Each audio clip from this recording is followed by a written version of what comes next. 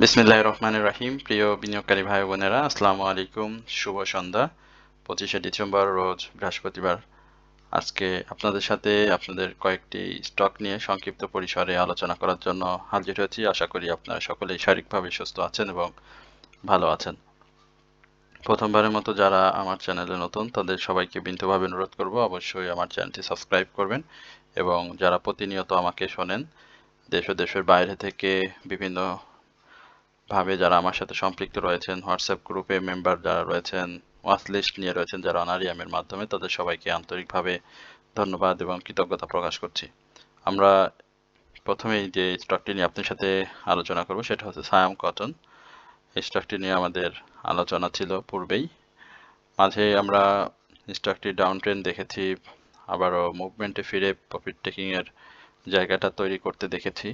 সেইখান থেকে আমরা এই স্টকটি নিয়ে আপনার সাথে নিয়মিতই আলোচনা করছিলাম। পাশাপাশি যখন 19 টাকা 60 পয়সা বা 19 টাকা 30 পয়সা যে হাইটি ছিল সেই জায়গাটা যখন ব্রেক করেছে, তখনও আপনাদের সাথে নিয়মিতভাবে আমরা স্টকটি নিয়ে কথা বলেছি।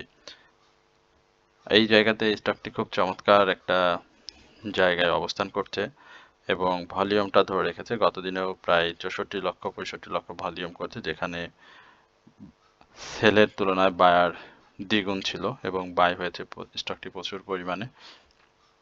এই জায়গাতে স্টকটি নতুন করে একটা শক্ত বাই সিগনালে প্রবেশ করেছে।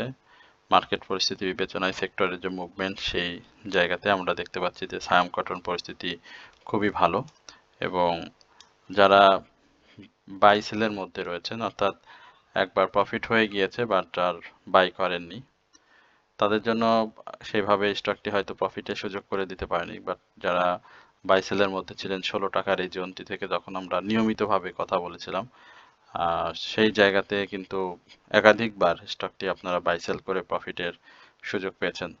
স্টকটির পাবলিক হোল্ডিং প্রায় 6 কোটির মতো শেয়ার রয়েছে। এই বছরেও 7% ক্যাশ ডিভিডেন্ড দেওয়ার পাশাপাশি ফার্স্ট কোয়ার্টার ইপিএসটাও পজিটিভ এসেছে। সবকিছু মিলিয়ে আমার কাছে যেটি মনে হয়, স্টকটি আগামী দিনে 20 টাকা 50 পয়সার যে হাইটি রয়েছে সেটা ব্রেক করবে, এবং ব্রেক করে প্রাথমিকভাবে 21 টাকা 10 পয়সা এই জায়গাতে একটা সেল প্রেসার ক্রিয়েট করবে। এছাড়াও স্টকটি যদি তার এই মোমেন্টামটা মার্কেট মুভমেন্টের সাথে সাথে ধরে ফেলে এবং ইন্ডেক্সের নতুন অর্থ বছরে যে একটা নতুন বছরে আমরা একটা মুভমেন্ট প্রত্যাশা করছি, সেই প্রত্যাশার সঙ্গে চলতে পারে, তাহলে এটি নতুন উচ্চতায় চলে যাবে। আমি বিনিয়োগকারীদেরকে বলবো, যারা এখনো এন্ট্রি নিতে চান স্টকটিতে, তাদের সুযোগ রয়েছে, এবং সেই সুযোগটা আপনারা যদি নিতে চান তাহলে অবশ্যই বৃহস্পতিবার, আগামী রবিবারে মার্কেট যখন ওপেন হবে, সেইখানে যদি স্টকটি তার মুভমেন্টটা ধরে রাখে এবং ভলিউমটা শুরুতেই করে ফেলতে পারে, বাই ভলিউমটা বেশি দেখেন, সেক্ষেত্রে আপনারা এন্ট্রি নিয়ে 21 টাকা 10 পয়সার উপরে একটা প্রফিট টেকিং এর সুযোগ পাবেন খুব নিকটবর্তী সময়ে। এছাড়াও মার্কেট পরিস্থিতি যদি স্বাভাবিক থাকে, উত্থানে থাকে, এবং ভলিউমটা যদি এই যে ভলিউমটা এখন সে ক্যারি করছে, এটাকে যদি সে আপ ট্রেন্ডে যদি নাও নিতে পারে, অর্থাৎ একটা সিমিলার ভলিউম যদি সে ক্যারি করে 1-2 সপ্তাহ, তাহলে কিন্তু সে খুবই ভালো করবে। তো আশা করি অবশ্যই আপনারা এই জায়গাতে স্টকটি নিয়ে চিন্তা করতে পারেন। আশা করি স্টকটি এখন বাই লেভেলে রয়েছে, খুব দ্রুত সময়ে স্টকটি আপনাদের প্রফিট দিবে। এরপরে আমরা আপনাদের অনুরোধের আরেকটি স্টক, সিটি ব্যাংক, আমার খুব পছন্দের একটি শেয়ার। আপনারা জানেন যে সিটি ব্যাংকের আগেও ভালো প্রাইস অ্যাকশন করেছিল এই ক্যাটাগরির একটি স্টক। তো এই জায়গাটাতে সিটি ব্যাংক একটা মুভমেন্ট ক্রিয়েট করেছে এবং এখানে একটা হাইটাকে ব্রেক করার জন্য চেষ্টা করছে 24 টাকা 60 পয়সা। তো তার পূর্বের হাই রয়েছে যেটি ইয়ারলি 27 টাকা 90 পয়সা, সেই জায়গাতে ব্রেক করার জন্য সে চেষ্টা করছে, কারণ এই বছর আপনারা জানেন যে স্টক যেমনটি দিয়েছিল 12.5%, ক্যাশটাও দিয়েছিল ঠিক সেই 12.5%। আর খুব চমৎকার ভাবে ডাব্লু প্যাটার্নে খুব এত সুন্দর করে মানে স্টকটি যাচ্ছে দেখেন, মানে লোভ হয় যারা একটু সময় নিয়ে বিনিয়োগ করতে পারেন বা তাদের হাতে বেশি তাড়াহুড়ার মানে ব্যস্ততা নাই, তারা বিনিয়োগ করে রেখে দেন একটু সময়, তো সেই মানুষগুলোর জন্য এই স্টকটি খুবই চমৎকার। তো আমরা প্রত্যাশা করছি যে স্টকটি খুব শীঘ্রই 24 টাকা 90 পয়সার উপরে একটা ক্লোজ করবে এবং সেই ক্লোজটা যদি করতে পারে তাহলে অবশ্যই সিটি ব্যাংক আরো ভালো করবে। এই জায়গাতে ভলিউমটা যে ইনক্রিজ করেছে এবং আরএসআইটা মুভমেন্টে আপ ট্রেন্ডে যাওয়ার চেষ্টা করছে, সেক্ষেত্রে আমরা ভলিউমটা আরো বৃদ্ধি পেতে দেখব এবং আশা করি স্টকটি আপনাদের প্রফিট টেকিং এর সুযোগ করে দেবে। তো যারা স্টকটি বাই করতে চান তারা অবশ্যই আহ, এই জায়গাতে এন্ট্রি নিতে পারেন। আশা করি স্টকটি ভালো করবে। এরপরে আমরা কেডিএস নিয়ে আপনাদের সাথে আলোচনা করব। কেডিএস এর কি অবস্থা আমরা একটু দেখি। কেডিএস এক্সারসাইজ নিয়ে আমরা নিয়মিত আপনার সাথে আলোচনা শেয়ার করতাম। আপনারা আমাদের সাথে ছিলেন। কেডিএস এর যে জায়গাটা দেখতে পাচ্ছেন যে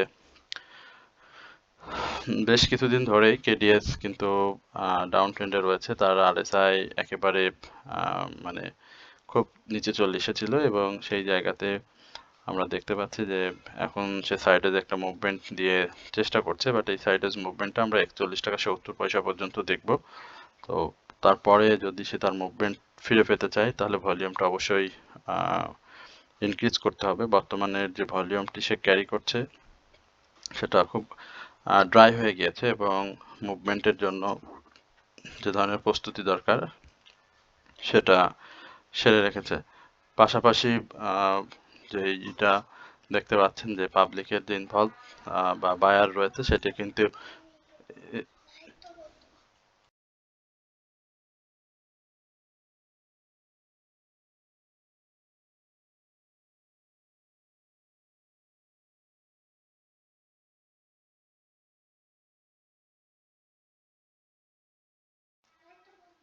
এই জায়গাতে সে আহ, একটা সাইডওয়েজ মুভমেন্ট করার চেষ্টা করছে এবং এই জায়গায় 41 টাকা 70 পয়সার উপরে তার একটা ক্লোজ করতে হবে এবং ভলিউমটা যেটি বলছিলাম যে ইনক্রিজ করতে হবে।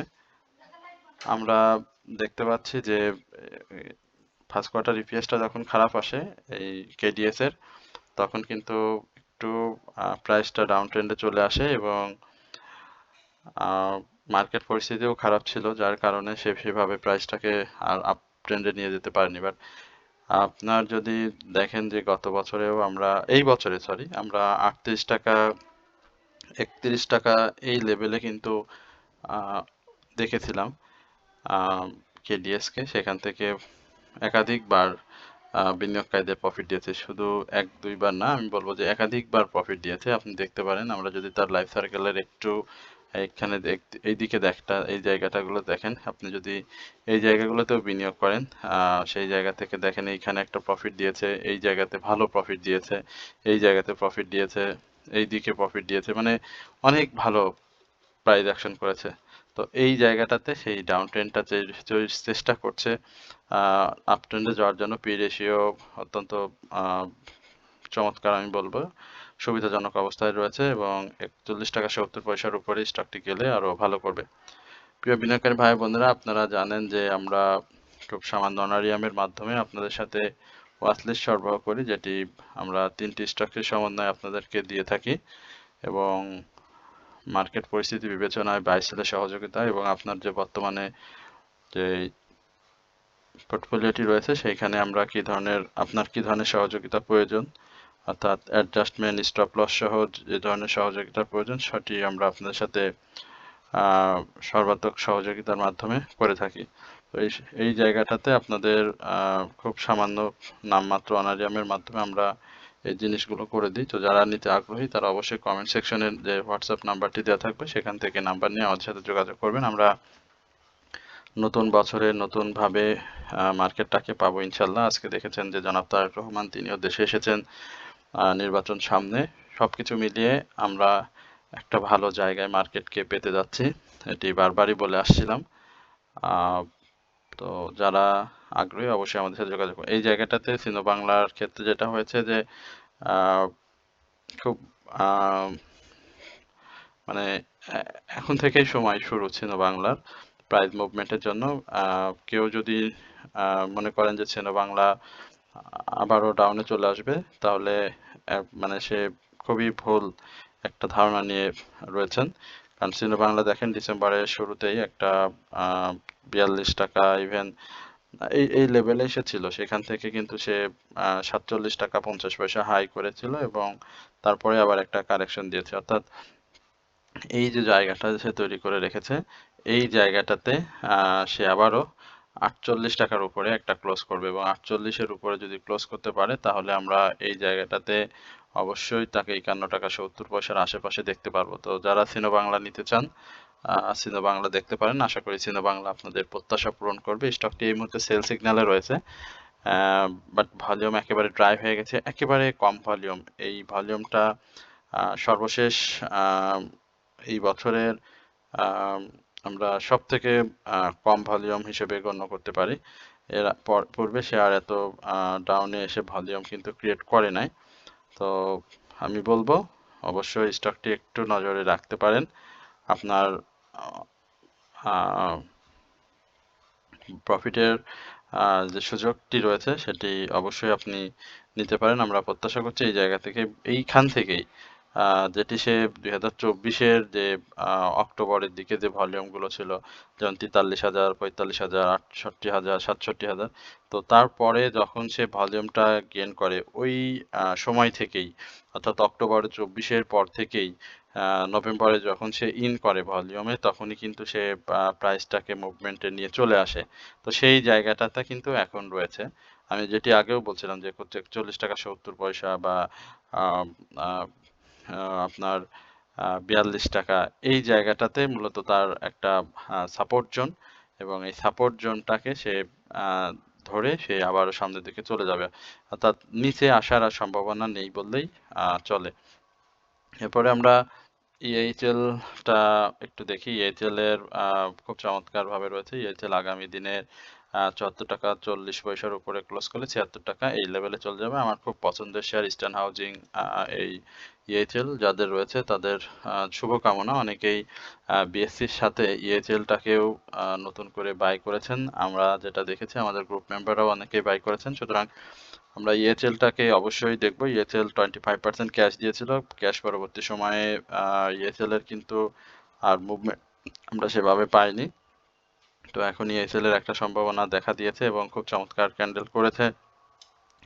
এই জায়গাটাকে একটা র্যালি কিন্তু সে করেছে, অর্থাৎ 70 টাকা 10 পয়সার যে র্যালি, সেখান থেকে কিন্তু অলরেডি 73-তে এসে চলে গিয়েছে। বারবার ইএচএল নিয়ে আমরা সেটাই আপনাদেরকে জানিয়েছি। আরএচআরটাও ঘুরে গিয়েছে, বায়ার রয়েছে যথেষ্ট। আগামী দিনে এই 76 টাকার এই লেভেলটা আমরা ইএচএল এ দেখতে পাবো স্বাভাবিক কারেকশনের আগে, এবং সেটা যদি ব্রেকআউট করতে পারে সেখানে 78 টাকা থেকে 88 টাকা 80 টাকা এই লেভেলে ইএচএল থাকবে। এরপরে আমরা উত্তরা ব্যাংক, আমার পছন্দের আরেকটি ব্যাংক সেক্টরের স্টক, যেটি নিয়ে আমি যে 10টি ব্যাংক নিয়ে কথা বলি তার মধ্যে উত্তরা ব্যাংক কিন্তু রয়েছে। সিটি ব্যাংক নিয়ে অলরেডি আমি আলোচনা করলাম। তো উত্তরা ব্যাংকের ব্যাপারটাও দেখতে পাচ্ছেন যে পাবলিক হোল্ডিং শেয়ার সে সিটি ব্যাংকের মতোই 17% ক্যাশ এবং 17% ডিভিডেন্ড দিয়েছিল, স্টক দিয়েছিল। ফার্স্ট কোয়ার্টার থার্ড কোয়ার্টার ইপিএসটা চমৎকার এসেছে। এই জায়গাটাতে আহ, আহ, যে ইয়ারলি হাইটি রয়েছে 26 টাকা 60 পয়সা। তার আগে তার কিছু বাধাও রয়েছে। 22 টাকা 80 পয়সার উপরে একটা ক্লোজ করতে হবে, এবং সেই ক্লোজটা যদি করতে পারে তাহলে আমরা অবশ্যই 23 টাকার উপরে স্টকটিকে দেখবো। বাট আরএসআই অনেক বেড়ে গিয়েছে। সে এই তার যে জার্নিটা এই 24শে নভেম্বর বা 21শে নভেম্বর যেখান থেকে শুরু করুক, এই জার্নিটা কিন্তু সে 21 টাকা থেকে শুরু করেছিল। সুতরাং আপনারা অবশ্যই ডিভিডেন্ড পেয়েছেন। ভলিউমটাকেও ড্রাই, ভলিউম 45 কোটি 46 কোটিতে স্টকটির শেয়ার রয়েছে, সেইখানে কিন্তু ভলিউমটা আরও ইনক্রিজ করা দরকার। এই ধরনের ভলিউম যখনই পাবে তখনই সে আবার ইয়ারলি হাই করবে।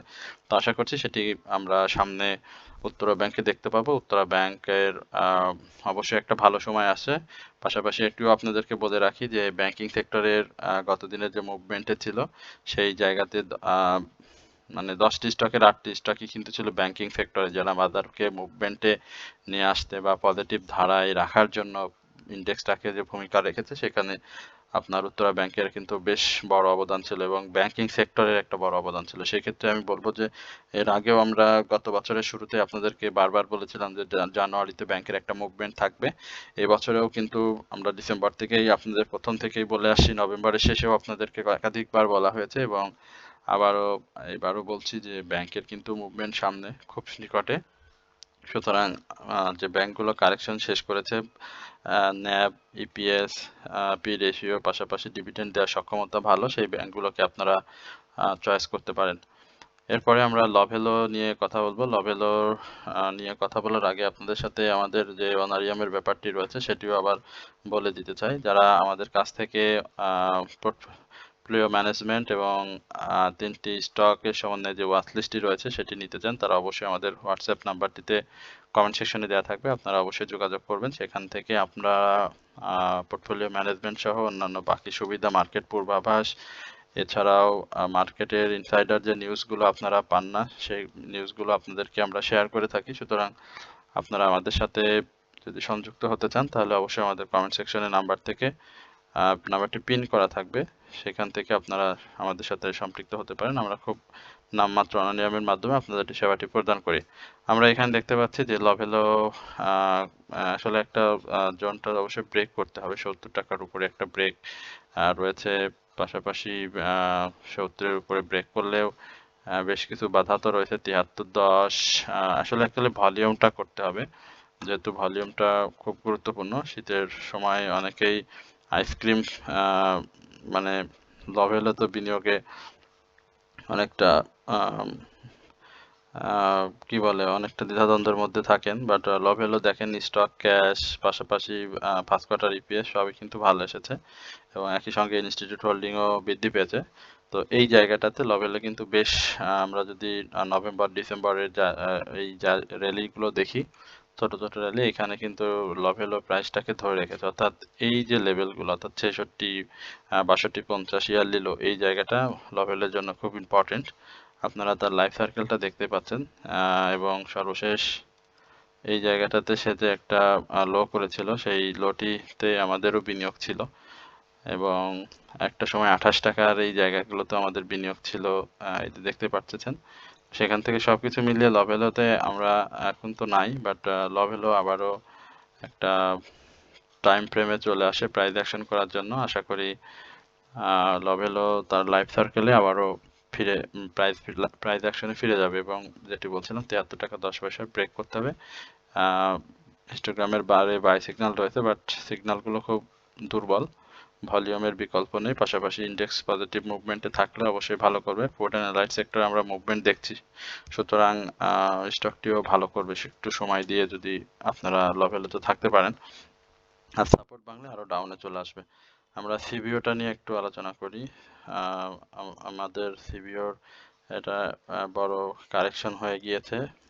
সেই কারেকশনের পরে আমরা দেখতে পাচ্ছি যে 5 টাকার মতো একটা সে গ্যাপ পূরণ করেছে। এই জায়গাতে আরো বেশ কিছু গ্যাপের মেজর যে বাধা রয়েছে 155 টাকার উপরে, তাকে অবশ্যই ব্রেক করতে হবে এবং সেই ব্রেকটা করার পরে তারপরে আমরা হয়তো তাকে আবারও এই মূল ধারার প্রাইস অ্যাকশন অর্থাৎ 162 থেকে 170-এর এই লেভেলে সিবিওকে দেখতে পারবো। আশা করি সে পর্যন্ত আপনারা অবশ্যই সিবিওটাকে ধরে রাখবেন। বাট যদি সে মার্কেট পরিস্থিতি বিবেচনায় খারাপ প্রাইসে ফিরে যায়, অর্থাৎ প্রাইস ধরে রাখতে না পারে, সেক্ষেত্রে আপনারা ছেড়ে দেবেন। হিস্টোগ্রামের বার যেহেতু ধূসর হয়ে আসে, সেটিও মাথায় রাখবেন। এরপর আমরা অ্যাপেক্স ফুড নিয়ে দেখি। অ্যাপেক্স ফুডের ক্যান্ডেল প্যাটার্ন খুব চমৎকার এসেছে, হাইটার উপরে ক্লোজ করতে পারলে খুবই ভালো হতো। অ্যাপেক্স ফুড নিয়ে একাধিকবার আপনাদের সাথে আলোচনা করেছিলাম। আপনারা যারা আমাদেরকে নিয়মিত শুনে থাকেন বা দেখেন, তারা দেখেছেন অ্যাপেক্স ফুডের পাবলিক হোল্ডিং শেয়ার সংখ্যা খুবই কম, মাত্র 23 কোটি শেয়ার। যখন অ্যাপেক্স ফুড কিন্তু খুব দীর্ঘদিন ধরে